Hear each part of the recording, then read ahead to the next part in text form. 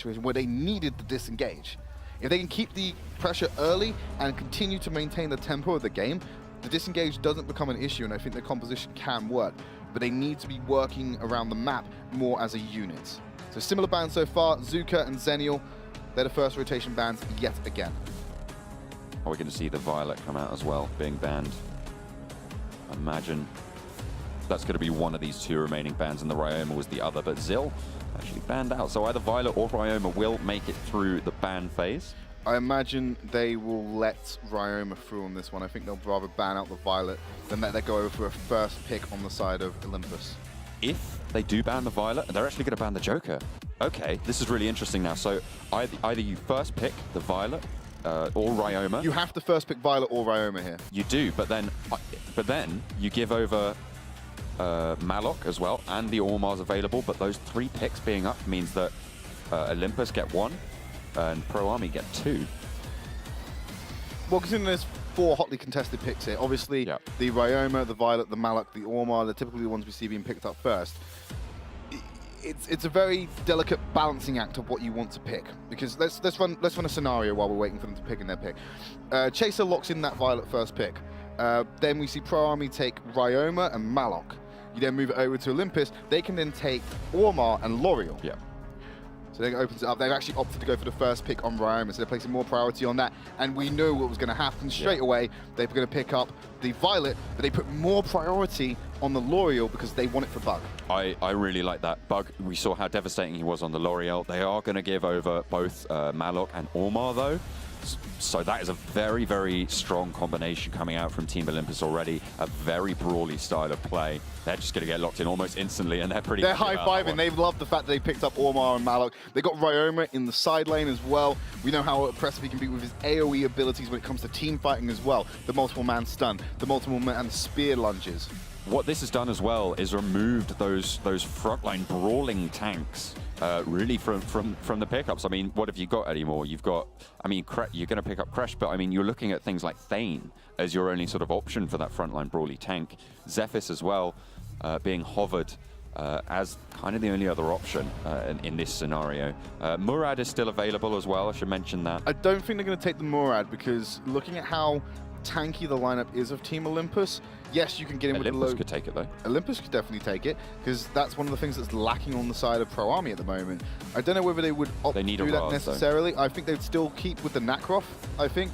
I think Nakroth and Raz might be, and we'll see a 0 composition. Actually, no, they're going to go double marksman on the side of Team Olympus. They haven't locked it in just yet, but Telanas will get locked in. Haven't seen a Valheim just yet, and I don't think we will. Chagnar being hovered and actually locked in as well. We've seen that once before, and I think it lost pretty quickly. Yeah, Chagnar wasn't just kept getting bursted out by Raz and L'Oreal consistently. Batman could be on the cards. I don't know if you want to take Batman into this one. Ares of another option. You're falling into the same trap here where you don't have the durability. You're going to be running solo tank if you go for something like Aerie. And Crashed, yes, has that disengage and has that engage tools, but you're relying solely on the fact that you're going to be able to kill the damage threats on the side of Team Olympus before you just get overwhelmed by the durability of that roster. Who have they got who can dive on to Telanas, though? That's the problem with picking the Ahri. She becomes very vulnerable if she was to do that. You need someone who can get into the backline and get onto Telanas. There's not many options left on the card to do it, but they're going to lock in the Ahri instead. I really feel for PROARMY at the moment. I don't know if they have the options here to get to this backline and disrupt it when you've got so much to get through. I feel like they got baited into the Violet L'Oreal pickup. I mean, that scaling is something to be really, really feared, but if Team Olympus can push this one home and try and win it around 10 to 11 minutes, that's their window of opportunity. After that, Crest is going to be a massive tank in the front line, able to disengage when he needs to. Zephys is going to be so strong in the brawling on the back lines, and Violet and L'Oreal, where we've just seen just how impactful they can be as well. Now all the picks are run in. Running triple punish on the side of PROARMY, opting for the double on the side of Team Olympus.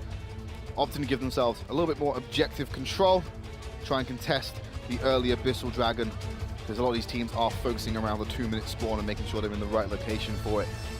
If you just look at the maps, PROARMY should be able to secure that Abyssal Dragon as long as they're able to not necessarily win the team fight around it, but at least survive it.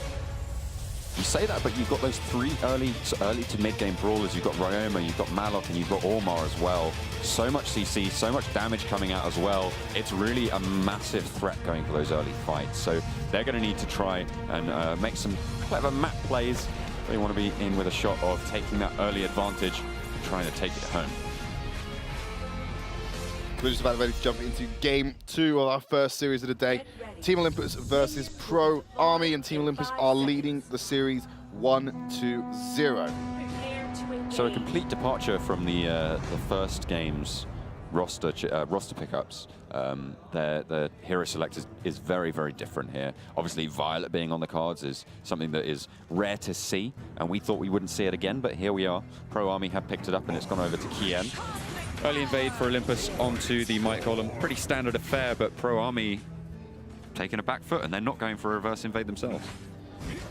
Now they are actually. They're going to go try and pressure that Might Golem buff because they're assuming that they're not being done simultaneously. YL has found Rush, and here come the reinforcements from PROARMY. But Rush is very safe at the moment underneath that turret. Yeah, he's going to be absolutely fine. Has the long-range stun. Wasn't able to pick up the camp, but did get the Might buff anyway. YL and Rush both just hit level 2, so they'll be fine with that proceeding of events. Olympus still over towards that Might buff side of the map. Kien on that Violet, trying to contest them out, and they do actually fall back finally. No one in the mid lane just yet for Olympus, but they are rotating in now. Gal and Chase going head-to-head. Clear who's winning that matchup at the moment, despite the XP shortfall that exists in the favor of Zephys. Namjoon's just going to hover around this bush, try and protect the red side jungle from any invades on the side of Team Olympus. Really needs to hold this position because he can't allow that route to come access for ganks in the top lane. Chaser going to need that support from J-Jack. He's starting to struggle in this lane. Yeah, Kien as well was there on the back of Gao to just go for that support. So if they'd gone for that engage, they would have had a lot of problems. But PROARMY going to start up the Spirit Sentinel with the Abyssal Dragon coming up as well. And Team Olympus has got the head start on that one. They're all around the bottom side of the map. Ares Force underneath the tower, sitting very low. So YL doesn't have the HP pool to potentially come in here with the contest. And Team Olympus are going to start it up early, but we talked about the triple punish for the double punish. It's just about how this team fight goes first. PROARMY definitely have the positioning right now if they come in, but there's a 4-man stun from Ormar. They're going to need to capitalize. Olympus, where's the damage going to come from? But Kien able to use the Violet as devastatingly as we've seen it be used before. They're going to trade it back, but it's not, and they're actually going to double trade it back, but Bug is going to dash in as well. Abyssal Dragon did go over to PROARMY in the middle of that fight, and they're going to try and keep going. Kien able to get enough damage down to find yet another kill, but there's the Chaugnar chasing it on down. Bug finds one as well, trying to continue it onto Chaser. So they only used one of their punishes there in that fight for the Abyssal Dragon. It was Kien who was able to drop the punish and secure. And then afterwards, they were able to clean up the fight. Violet was on the back line of that team fight as Team Olympus were already pushed onto the back foot away from it. So Violet has got that space to work around. No one was getting in her face. Yes, we saw a quadruple stun from J-Jack, but that came along too early in the fight. He couldn't get his passive back up to do it when it really mattered. He stunned them too early, but of course you don't have much control due to the nature of the stun. It's to do with auto attacks. So you're just going to not deal any damage. You have to be able to use it. Yeah, obviously on that third stack of the of that ground pound does automatically stun. So maybe he'd stack that up. I wasn't too sure. We can't see the rotation, but yeah, if you're playing on the probabilities, then that could have been an unlikely stun to go through. Crashed. Going over to the top lane. 3 members of PROARMY. Gal going aggressive onto Chaser, but there's not enough distance in the lane for them to make this count. So they're going to back off into the red side jungle. Pushing on in a contest line coming out from Team Olympus, moving in from that mid lane. If they sweep up, they might be able to find something. They do have Chaser on that Malok in the top lane. Just rotating on through, but Telanus, one of the longer range marksmen in the game, probably only matched by the range that Kien will be able to get after that tumble on through. So he is using that to try and outtrade that, but they are they will just be zoned out, going for the trade on that range. They're going to be circling around the Abyssal Dragon yet again. PROARMY have the earnest on this one. But there's Crash with the initiation. Goes in, goes for the zone. Abyssal Dragon hasn't fallen, but PROARMY are going to find some kills for themselves. Trying to trade it back. They has lost Sun already. Abyssal Dragon does finally fall, going over to PROARMY yet again, and they now have the numbers advantage to try and pressure this one home. Kian on to J-Jack, has to dash over the wall. Rush as well, there to back him up, and PROARMY definitely coming out on top and have the early game advantage already. And now, Namchin and Gao just going to secure a few camps in the jungle. And they're putting pressure onto the bot side turret to take out the outer. Namchin and Kian, easy pickup. They need to reinforce Gao, but they cannot let him die for nothing. J-Jack will just stand tall, spinning around, will be able to pick up the kill. I think I might have gone over to Rush. We'll have to wait and see. There we go. PROARMY took the decision to not take the fight there. Creshed did have access to his metamorphosis, which could have stalled up the fight, but they thought it was best that they don't risk losing any more bodies on the map and just allow Gao to go down. It's much easier for them to deal with this mid lane push with 4 members than any less that may have happened as a result of that fight. Sun able to attack the turret from outside the turret range, will just be able to take that one down. Something that we haven't seen before, obviously, this Chaognar, we haven't seen it so much, but look at the effect it's having. 4-1 and 0. Yeah, well, he's got an early kill from the aggression of Kian. He went through to try and pick up that final shot onto Rush, I believe, in the bottom lane after the first Abyssal Dragon fight. Fortunately, tanked a couple of tower shots, and Chaognar, he was able to turn it around onto him and take him down in the bottom lane. That's kind of started his snowball for the side of Team Olympus. And really, at this stage in the game, that's the only thing that Olympus have got going for them. Because you see the gold lead, the Abyssal Dragon, and the tower lead, really effective with PROARMY. Going for the engage, finds 3 in the brush, and the rest of Olympus are there to try and weigh in on the back lines. But Team PROARMY, going to be able to disengage with that Crest. The massive shield coming on through. They're trying to find something as well on the re-engage. YL on the flank, so they could potentially go for a dive. Remember, of course, you've got that Malok available to try and go for that backup, but they are just going to duel out in the mid lane as PROARMY pressure into the top. Now Chaser rotating around up there on the Malok, but because there's so much tension on the top side of the map, YL is able to hit up this Abyssal Dragon in the bottom lane. She can do this fast enough before there's a reaction from Team Olympus. It does have the punish in hand as well, so it doesn't need to do the full amount of damage to take it out. Can get that XP and gold buff before Team Olympus can even get there. And now it's all about making sure she survives after going for the solo Abyssal Dragon. J-Jack trying to find it onto YL, but it's not going to be enough. They do find that 3rd Abyssal Dragon, but the kill score is even, and 3K disparity between the teams, not the biggest that we've seen so far at this point in time in the game. But Olympus are going to pick up another turret in the bot lane. There's 2 outer turrets they've been able to secure, and they're going to be able to try and secure some more. Rush able to get the stun onto 2, but they're under turret. They're going to be able to backclick safely away. Now Kian, he's got free reign on this tower as Chaser has been put on the wrong side of this fight. They do now not he's isolated. There's the ultimate, trying to get the knock-up. Chaser has to back away, pops the heal, will be able to get away with it as well. PROARMY fearing the rotation coming through from Team Olympus as it's flanks up through the jungle. The base is coming through. Will they be able to get away? No, Kian doesn't think so. He's going to tumble back under the turret. J-Jack gets the double man knock-up there as they do back away, and just about safely PROARMY get away with it. All while this is going on, Swagger? Why am I saying Swagger? That's the ability name for Orba. YL is in the bottom of the map. He was taking up jungle camp and kept pressure in there. Olympus, maybe starting off this Dark Slayer. I don't think PROARMY have the information about it, and it's very unexpected to do this early on into the game. There's so much danger of a steal happening, but PROARMY have no idea, and they've not got the ability for the range coming from the sun to keep him alive. Dark Slayer, 8 minutes 50, and PROARMY are none the wiser.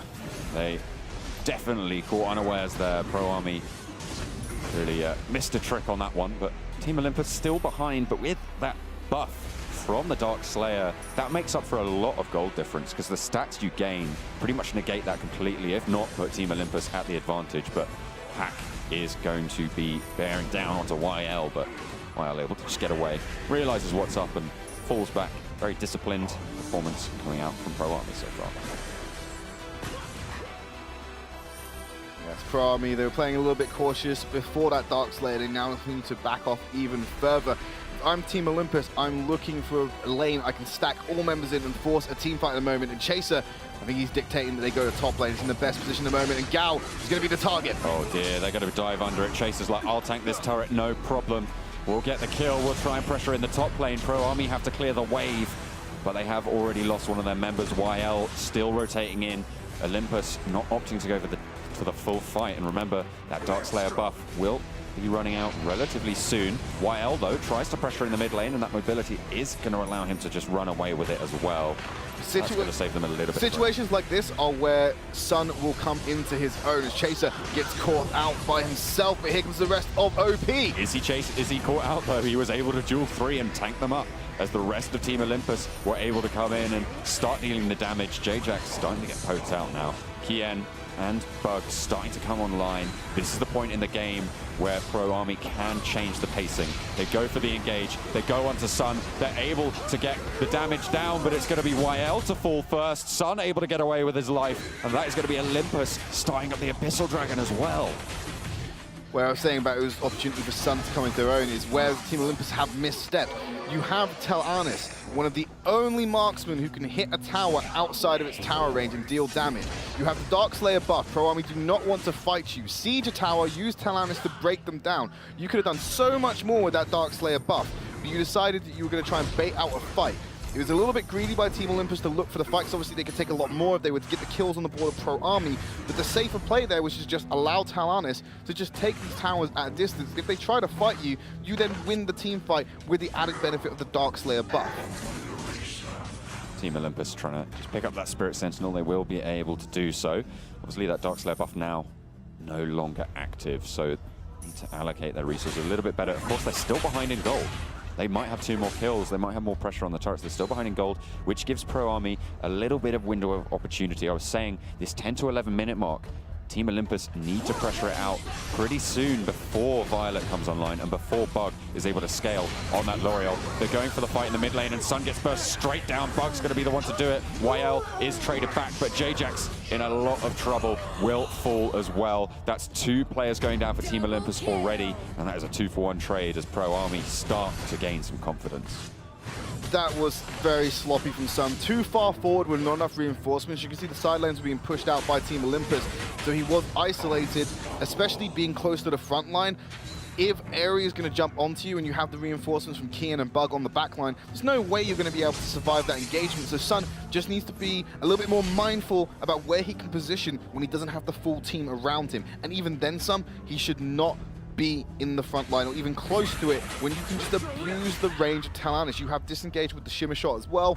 Why aren't you more further back? You do not need to be that far forward, and it's cost Team Olympus yet again. They can reposition.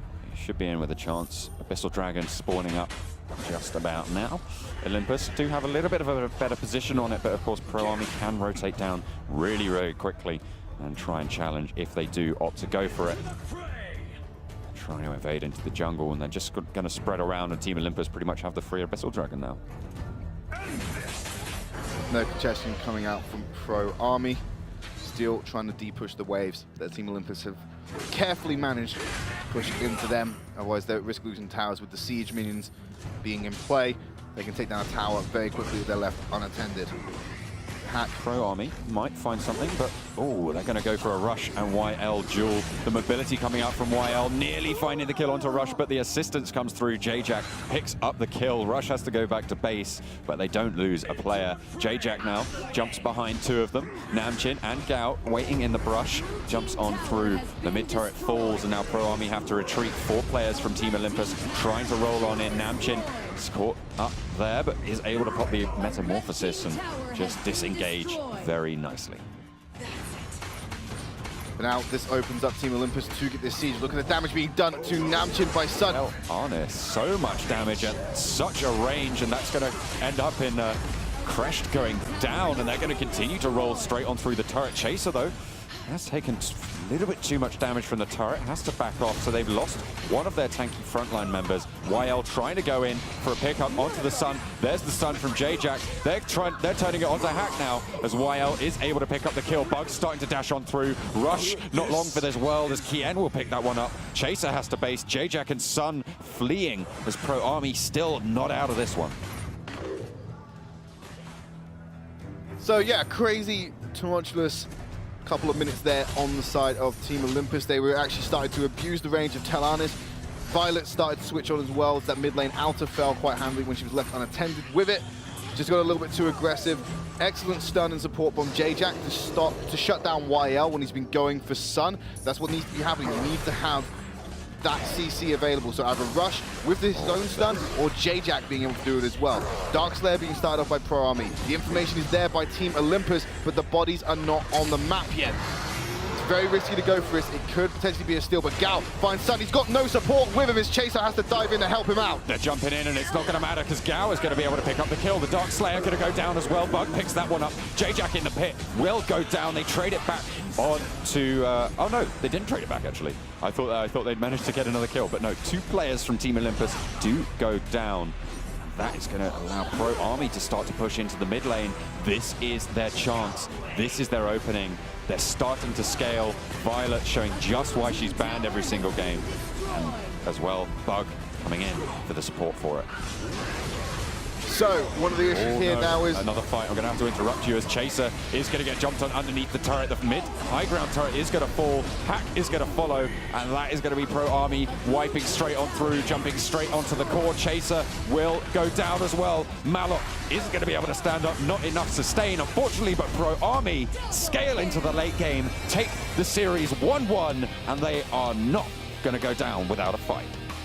So, PROARMY, the Darkslayer to them was not a band-aid like it was for Team Olympus to try and compensate for their shortcomings. It was a pure steroid, and they used that brute force to punch down the base. That loss right there at the end, that Darkslayer capture, is purely on Sun. He's by himself. You had YL go over the wall, hunt him down, and take him out. Yes, you saw Gal come in for the support on that Malok, just couldn't do it. There's nothing he can do when the Malok comes in to support him. It's too late. Yes, Malok can have that knock-up, but if you've already lost 3/4 of your health bar, doesn't matter if you CC. The second that CC ends, you're just going to die anyway. Let's cast our mind back 16 minutes. Do you remember what we saw on our screen when L'Oreal and Violet got locked in for PROARMY? We saw high fives all round for Team Olympus. Yep. They were able to pick up the Malok on the Ormar, but unfortunately, it just wasn't strong enough. And I mean, well, we brought it up before the game as well.